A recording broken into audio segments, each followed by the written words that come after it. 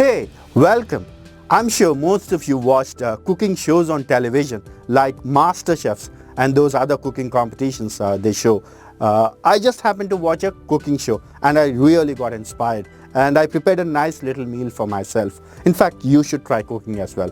It gives great pleasure, especially when you get it right.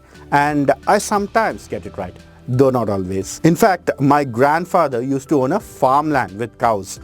He used to drink a lot of milk from the cows and he used to feed on the vegetables and the fruits he grew on the farmland. And he was very healthy, by the way. Maybe we should all take a cue from him and live closer to the land than in the cities. Anyways, do you know everything we eat either comes from plants or animals? In fact, our forefathers and ancestors who lived millions of years ago ate only fruits and leaves like those typical hominidates. The fruits and leaves were abundantly available in the forest and it's very natural for them to just pluck and eat. But around 3.5 million years ago, yes, you heard the number right, 3.5 million years ago, our diets slowly began to evolve. Our ancestors were like, can we eat in a better way? So they slowly experimented and moved from fruit diet to grains and tuber. Now, do you know what a tuber is? It's the much thickened underground part of a stem like the one you see here. See here?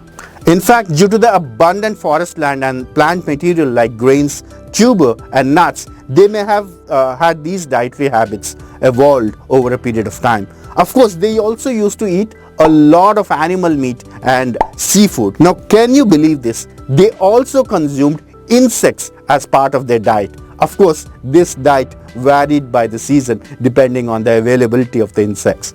Now, we cannot imagine eating those diets now. The raw and the wild food can easily make us ill or even kill us. We developed different cooking habits and easily adopted a much evolved way of consuming food. Especially when fire was invented, it was the turning point in the way we cooked and devoured our food. We developed different methods of cooking. Maybe our ancestors also had these cooking competitions then around the campfire, cooking plant and animal food. Also, the dentition pattern of the man, the way our teeth are arranged, if you observe closely, we can eat flesh, that is meat, and also grass, that is plant food. We can eat all parts of the plants like leaves, stems, roots, fruits, seeds, depending on where the plant stores its food reserves. In fact, major plants or food crops across the world store their reserve, that is the food reserves, in their seeds. For example, the plants of rice are also beans, consumed by us. wheat, We maize, also make they many store their food in form of seeds. Now, there are other plants like cassava and yam which store their food in underground organs.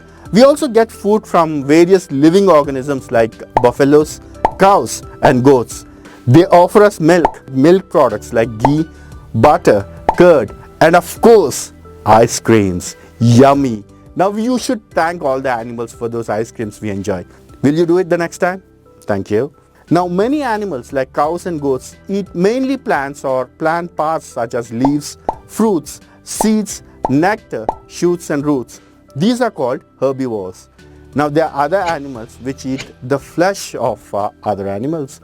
They are called carnivores. For example, a tiger is a carnivore animal as it eats other animals like goats. Then there are omnivore animals which have the ability to eat and survive on both plant and animal matter. Now examples of omnivores include birds, dogs, foxes, certain insects and even humans. Now we'll continue our discussion regarding food and talk about different cultures in India and how their food habits have evolved. Now see you in the next lesson.